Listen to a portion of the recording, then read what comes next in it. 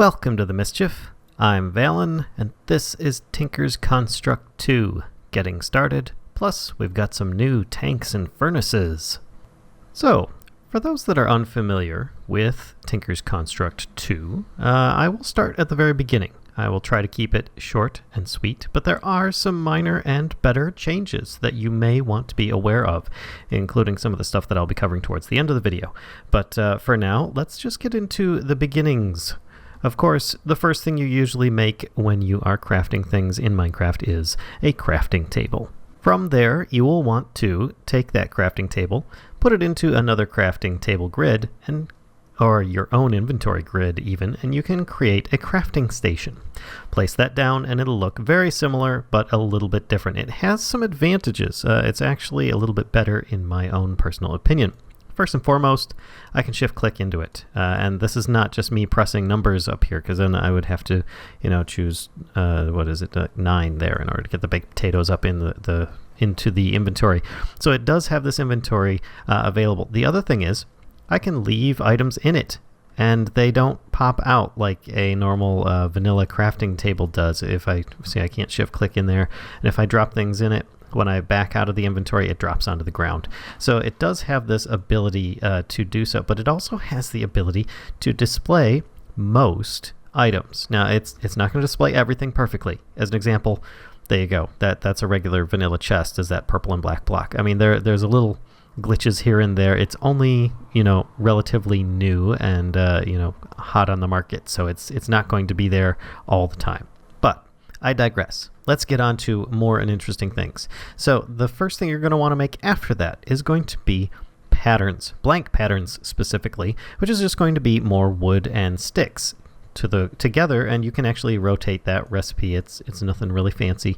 You'll get more blank patterns. I recommend making a lot of these because you're going to need them to make, your next set of tables, as well as you'll need them to craft a lot of the Tinker's tools, which is what this mod is primarily about. Now, if you want to know what the heck Tinker's is all about, you don't actually need 2 blank patterns there. That was just an accident. But a book and a blank pattern will make you the Materials and You book, which is oftentimes irresistible, and you cannot pass this up. It is really, really good. This is one of the best Minecraft mod instruction manuals I've had yet. Each one of these items is clickable. So if you want the introduction, it'll tell you you've got your back to the contents page. You can go back and forward with the arrows at the bottom here, scroll through things, and often on the screens you'll see that there are special abilities, like if I can hover along the sides and so on. And even if you go into these, they may have extra areas that you can click and check each item out as you want. It's a really, really handy guide, and I recommend you make one. It's no longer split into 3 different books like in previous versions of Tinker's Construct. It's currently just the one. Alright, now that you've got yourself a book, some patterns, a new crafting table that also, by the way, a crafting station will have access to adjacent inventories. So if I grab a chest, for example here, let's just pop one over here, put it up on the side, and then I access this, it now has access to the chest on there, which is another really good use, because you don't get that with the regular vanilla crafting. You do with the new Tinker's Construct stuff. But once again, I'm getting distracted just from how cool these things are. Now, first thing you're going to want to do after you make yourself the manual patterns and table is going to be make a part builder. This is just going to be a simple log of some sort, and a blank pattern on top will get you a part builder. And of course, depending on the wood that you use, it will change the how it looks. The legs of it will change out as appropriate. And with a part builder, you'll need a part chest. Well, actually, you don't need a part chest, but it is practically infinitely expandable, and it'll hold all the tool parts that you want to put in it, so it's going to be better than a chest. But you just take a chest, blank pattern, and a couple of sticks and oakwood plank, or just regular planks of some sort, and you'll get yourself a part chest. And this is really, really good, because if you start using your part builder, which, by the way, you will need patterns for. Let me grab some patterns here. There we go. That should do. And you put your blank patterns in here, and they're not going to do anything. because you can't make anything just yet. You need a stencil table in order to do that, but you now have options to use it. I will show you how to use each and every one of these. Often people will make all of these at once, hook them all together, and then they'll be good to go. So we're going to get to what each one does after we've made all the tables. Next up, we've got the stencil table, which, hey, look at this. It accepts blank patterns, which is actually going to be very important. I'm going to leave those there. You see it's got all sorts of designs on the side. This one here is made with blank pattern and oak wood planks. Then we get into the pattern chest, which also is another infinitely expandable one, but actually does have some limitations to it. But it's really easy. You can either do all oak wood planks around whatever wood planks you have around a blank pattern, or you take a chest and you put a blank pattern on top of that, and you get the same exact thing. But then again, you get that purple and black thing. Yeah. Blech. Anyway, so next you get the tool station, which this is where it's at. The tool station is going to be required for you to really make some progress. Of course, some of the others are as well, but you just take one of those crafting stations you made. Since you had to have another inventory, you could always make another crafting station and use it to make a tool station just by putting a blank pattern on top. And you'll notice that each of these actually seems to attach itself to some kind of side inventory, at least in most cases. So it's worth noting that these are really, really important. Now here's another thing about the crafting station that is better than the vanilla crafting table, and that is when you put it connected to a bunch of the other Tinker's tool items, it will actually connect all of them together. I mean, it's amazing. You can then just click all of them by clicking on one. Now, if you click on one of the other ones, you should also still have the same access because they're all linked together now, making one giant root of a network. And you can just interchange as desired. You can then hide a whole bunch of these and just have one of them sticking out if you want. You can really minimize stuff here. But like, for instance, here I have kind of like this mass of stuff, but everything is set up so that you can actually access things properly. Now, the crafting station has access to this large chest, which is right next to it. And you can see here, I can scroll up and down. Really nice. Tool station is not connected to any other inventories. The part builder is connected to other parts because the part chest currently also has a bunch of parts in it, which you can see here. We've just got a bunch of them. And as you add them, they will expand. As you remove them, it will shrink. So this is where it's better than a regular vanilla chest because you can fill a lot more in there than you normally could, but it will only accept Tinker's Construct parts and pieces. Now the pattern chest. This one here is a little bit more unique. It will only accept the different patterns that you can make from Tinker's Construct. Now there are a lot in there. But as you can see, it's more than a regular chest's worth. So it's worth making a pattern chest just to hold all of them if you're going to make them all to begin with.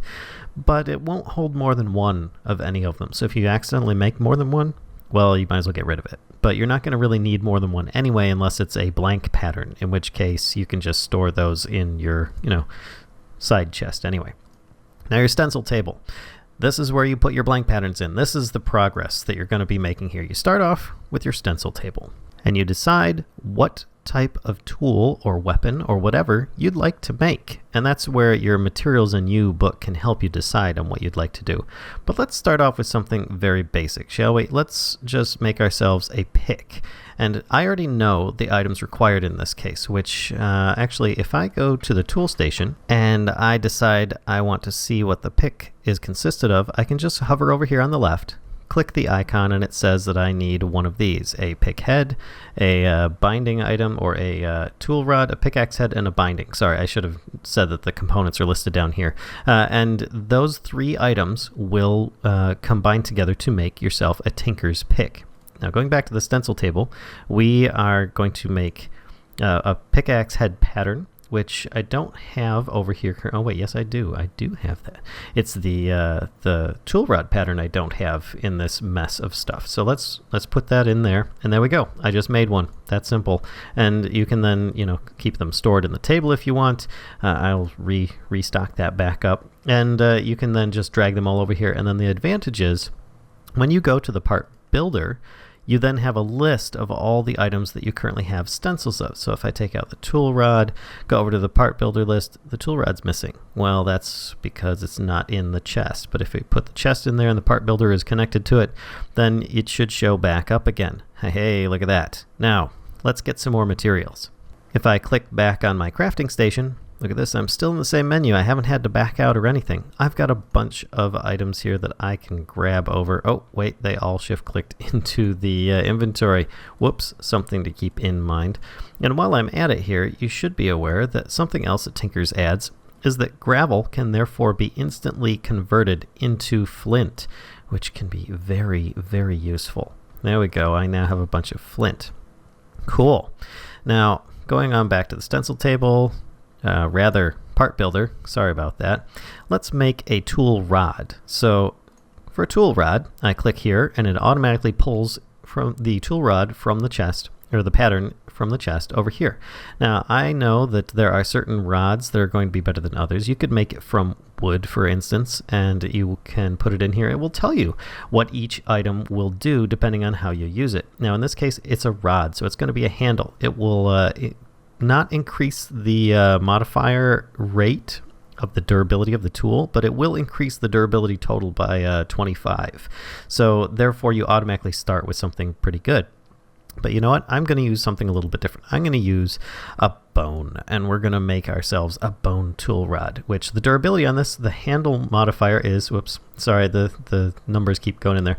The modifier is 1.1, which means whatever your total tool modification is, you know, your total tool durability, I should say, it's going to modify that by 1.1. Then your durability bonus is going to be 50. So it's definitely better than wood in that case, at least. But it might also add some extra effects. If I grab this little meter here, I can scroll down and see all the different things it might be able to add in. Splintering. Hit them more to deal more damage. Splitting. The sudden acceleration of releasing an arrow might cause it to split into two. Fracturing. Your tool's damage is increased. So this sounds like it's a very offensive add-on for a pick. Maybe I want to switch back to wood and see what abilities it has. Ecological. Renewable resources are so good they regenerate by themselves. This sounds pretty good, like it might repair itself. But you know what? I don't have any other tools or weapons created yet, so I'm just going to go with the bone tool rod. I know I'm kind of dragging my heels on this, but I just want to make sure that you guys understand that this is how you can actually use this to understand everything for yourself without having to go through all sorts of like questions and things. And it even says hover over the entries for more info. It's very difficult to read that like that, but you know, if you scroll all the way down, you hover over these words, it will tell you kind of a clue as to what each one does. In a future video, I'm going to go over more of that in detail. But for now, we have ourselves a bone tool rod. Now, let's make a binding here. And you know what? Let's not do it with bone. Let's make it with something like, hey, you know what? I want that ecological ability, renewable resources. They regenerate by themselves. That sounds great. We're going to put that on there, get that little bit of extra durability from it, because this is considered an extra part. You get 15 extra durability, and that's all it does besides adding ecological. Now, let's make it something a little bit more, I don't know, of a pick. And let's add flint instead of stone, because stone is so vanilla. Let's make it a little more interesting. You could do flint, you could do cactus, you know, you could do all sorts of stuff to start with. And these are solids that you're using. If you're going to use something more like iron or whatnot, you're going to have to use a more advanced method. But for now, these are all your early game stuff. Now flint, for a handle, you can see it's not very good. It's got, what is it, -60, and the modifier is 0.6. For the extra, it's not too bad. It adds some extra durability. For a bow, not too bad either. But let's see. For the head, its durability is 150, mining speed is 5, attack is 2.5. Well, we could switch that out with bone and see which one we like better. But you know what? I'm going to go for flint just because it looks really cool for now. And we actually get the crude or crude 2, bonus damage against unarmored targets, which sounds pretty good to me. So I now have all these items. I can go back to my tool station and start making it. Now right here we're on the upgrade stage where you can put your tool in here and upgrade stuff, but for now we want to make a tool. So let's click on the pickaxe, put our bone tool rod in here. You can also shift click and the tool parts will go into the correct spot, which they didn't in previous Tinker's versions. And if you want, you can even name this thing. There we go, Old Flinty. We've got Old Flinty here, which has Fractured, Crude to Ecological. You hold Shift and you can see more stats. You can hold Control and you can see others. It's really, really useful. Plus it gives you kind of a summary on the side here. If you're unsure what each one is, because before you notice that the bone items, when we went back to the part builder, it told you that you had different abilities for bone, which is splintering, splitting, and fractured. That all depends on how it's used in the tool. In this case, it's being used as a handle, so therefore it only is going to get fractured, because that affects handles only. Your tool's damage is increased. Crude 2, bonus damage against unarmored targets. And ecological, it will regenerate by itself very slowly over time. Your durability is 232, so either 232 hits or kills or mining of blocks will be needed before the tool breaks, but then you can still repair it even if it's broken. Mining level iron, which means you can mine up to and including iron with this tool. The mining speed of 5 is about average. Usually vanilla tools are a little bit slower than that, so that's actually above average. Your attack, 5.4, so you're going to do around 2.5 to 3 hearts of damage on average. And then you have 3 extra modifiers, and you get a 10% bonus damage against unarmored targets, like creepers and zombies that aren't wearing armor, or even skeletons. So, plus you get these extra abilities, regeneration, extra damage, and extra damage. Who wouldn't want that? Well, we've still got Old Flinty here, and with that, we can then pick this up, and we have our pick. Now, with Old Flinty here, we can still do more with it. Let's switch back to modifications here. That will allow us to upgrade it further. Now, if I wanted to, I could actually increase some other stats or even change things out. You know what? Let's leave it here for a moment. Let's go back to the part builder, and you know what? I want to see what it looks like with a bone pickaxe head. I changed my mind on that because I've got so many skeletons coming after me. I can just put this in here and upgrade it and change it right away. It doesn't change anything. It just allows me to do it. And if you have some durability damage on it, it will still transfer over the durability loss that you currently have, but otherwise it should still be good. And you could switch it over and then Old Flinty will be, well, not so flinty anymore.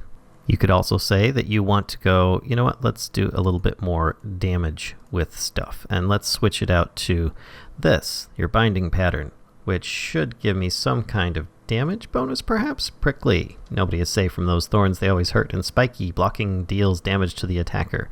Well, I'm not really sure which one does what, so I could always take it for now. Check it out. We could try putting it in here, and it will tell you spiky. Blocking deals damage to the attacker, which wouldn't be good because you can't really block with a pick. But you can always upgrade it. So, let's look over here, and there are other things that you can do with this current wood setup. You know, we have not educated to the next level yet, and that is by adding slimy items or even sponge or firewood, which can be really, really cool. Let's go back to the part builder with a little bit of these in our inventory. Grab the firewood and the sponge, and I will show you. You see here the slime ball. There's 1, 2, 3, 4 slime balls here. Dirt and sand. So if I take these in that order, which is actually I set it up just for this purpose, you can make yourself slimy mud, which you see here, green slimy mud. And that works the same for any kind of slime that you may find, whether it be magma mud, which is found in the nether, or magma slimes, which are found in the nether, blue slimy mud, or green slime and blue slime, which are both found typically on islands up in the sky in the overworld. Those will help out in that matter. Now, you could take this and then put it in a furnace. And with that, you will, after you smelt it, get yourself a green slime crystal.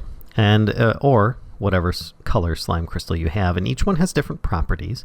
And you can use these in your wooden crafting grids as well. So let's grab some of those and see what we can come up with here. All right, back to the tool station. I have Old Flinty here, and you know what? I'm still unhappy with how it looks. I want to upgrade it further. Well, let's get rid of this cactus, because, oh wait, I've got all these extra parts in here. Well, let's just dump them in the parts chest. Hey, look at that. Not too bad. Help to keep your inventory a little bit cleaner. So let's make some other items. Let's make a pickaxe head. out of green slime. Why not? And some blue slime. And we'll do magma slime too, because we can and we will. And let's try putting each of these in here, and you can see just by shift clicking it'll allow you to put it in that place, and you can see the durability shot way up. Your attack damage went down a bit, so did your mining speed, and it's now slimy as instead of being crude. So maybe that's not the way to go, but then again, you can get through a lot of stuff, but your mining level is still stone. So it might not be beneficial to use any of these for that without special add-ons, which we can get into later. What if we go with something more like a firewood? Oh, interesting. Auto smelt. That sounds good. Mining level's only stone, but you know what? We could always mess around with that later on. And look, we now have the auto smelt ability. Harvested blocks get smelted. That could be very useful for a lot of stuff. Or even better yet, we could use sponge and therefore get the ability to silk touch blocks that we mine from this stuff. And of course, once again, I'm filling up my inventory with all these parts and pieces that I'm not using at this current time, but we're just going to keep it as Old Flinty like I've been doing. Alright, I have my pick Old Flinty here, which I will therefore use to mine up a little bit of stuff. Might as well, just use it at the current moment to mine a little something that I already have. There we go, just a few blocks were mined, nothing too fanciful, and I'm going to put them back. This is just for demonstration purposes. Now, it's been used, and therefore you can see, let's say over time, I've used it to mine out a whole lot of stuff, and it's been good to me. That's great, but it has these modifier slots. You can add in special abilities to your pick, and this replaces enchanting, so you cannot enchant Tinker's tools, but you can enhance them, at least this one, 3 times. Now, to start with, let's make it a bit faster. I was not happy with how that was going, and you can see here this adds haste for redstone. In your materials in U, you can therefore make things much more interesting by doing this. It will explain to you the different modifiers that you can add on. Now I'm putting some lapis on here, and this is going to add some luck to it. And of course, you can actually add multiple levels of luck without actually taking up more modifiers. You can see that it has 1 left. Well, I just upped it to luck 2. And I'm going to up it to luck 3 here, and it still says I have a modifier left. So it is currently maxed out on luck, and it has at least 1 level of speed, so it is going to be very fast. You know what? Let's make it even faster. And you can see that the mining speed is at 14.5 right now, which is ridiculously crazy. So I think that should do it.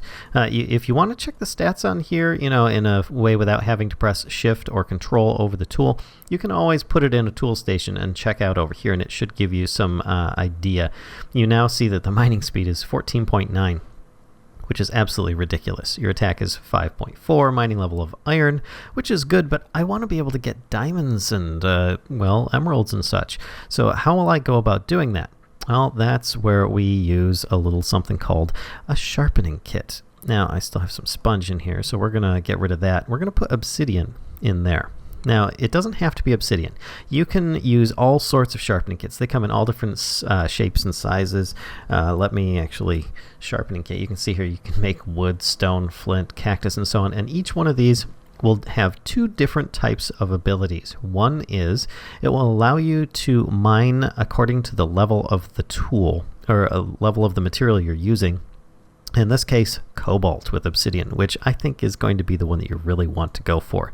The other thing that you could do is that if you look, my tool is currently using a flint pickaxe head. So if I make a sharpening kit out of flint, then I should be able to repair this tool with the flint on the go. So it only uses up, if you look here, material cost 2. 2 flint are used in making 1 sharpening kit. Now, if I go back here, I can also add in a little bit of an upgrade. Let me grab this flint back here, and let me put these items back out of there. There we go. Now, if I want to, I can add in this obsidian to increase the mining level, and you notice nothing happened. It's not allowing me to pull it back out, because if you hover over this, it says combine with a flint. This is the #1 thing that's overlooked by people. You put the flint piece in there, and there you go. No matter what the sharpening kit is that you're using to upgrade your tool, you will need a piece of flint to do so as well. And this will allow it, if you notice the mining level is cobalt. Before it was iron. So therefore, this is a now very end level pick that is also going to be extremely fast. Now, of course, it's much faster than it was before. It's still a flint pickaxe, but it can also mine diamonds. Now, there's still a bit more that can be learned about this. If I put this in here and I'm like, oh, you know what? I keep having to place down torches. I want to make it glowing. Well, you know, you've run out of mining or modifications that you can put on there. Well, you can actually replace one of your parts. Let's actually switch this to the binding. Remember how I had switched the binding out? Well, let's make a binding out of paper. Now, this is going to reduce the durability because, well, you only get a bonus of 15 on here. But if I put that on there, you notice the modifiers has gone up to 1. Paper will increase the modifier, and each different tool type will give it different bonuses. This is specific in this case because I want to make this a glowing tool, and therefore I can add this in, and it now becomes glowing, fractured, crude 2, writable, haster, luck 3, fortified. It is ridiculous. And this is still a flint pickaxe. Now don't worry, if you get better tools later on and you want to upgrade to something, let's say you're tired of it being old flinty being made of flint, you can still change out those items for something else. And there you go, mining speed is even more, and it has an auto smelt ability now. Crazy stuff. Now in this case, I'm going to switch it back to a flint pickaxe head. Now, of course, you're wasting the materials here, and you'll notice that I need to repair it. One way of doing so is by putting it in a tool station and just adding in whatever the head material is of the tool. Now, if some of the tools, like a mattock, for instance, uses 2 different heads, an axe head and a shovel head, either material should do to repair it. So you don't need to worry about that if you use 2 different materials. And you can just put that in there and it will repair the tool as good as new, depending on how badly damaged it is. Now, another way of doing it is on the fly. So I have this in my inventory, and you'd think, all right, well, I'll take this and a piece of flint, and it's not repairing, and I'm like way down in the depths. That's what the sharpening kits are for, that you make of the same material. You put that in there, and therefore you can now repair your tool on the go. Really easy, and it's a really good use for having multiple different types of sharpening kits instead of just those that might give you a higher mining level. And of course, you can always switch out your sharpening kits that are on your tool as well, but I find just putting obsidian on there gets you where you want to go. So that's the basics on how you can use all of these wonderful things together. I am not getting into the different abilities as much as I already have. Should be said that I kind of covered quite a bit of them. But I'm not going to get into the different abilities and best or worst tools. So there you go. Hope you guys enjoyed today's video. I know it went a little bit longer than I had expected to, but hey, can't control everything in this case. So don't forget to give a like if you enjoyed this video, comment below if you have something to say, subscribe if you haven't already, and spread the mischief to others if you think that they'll enjoy this content. Until next time, folks, I'll see ya.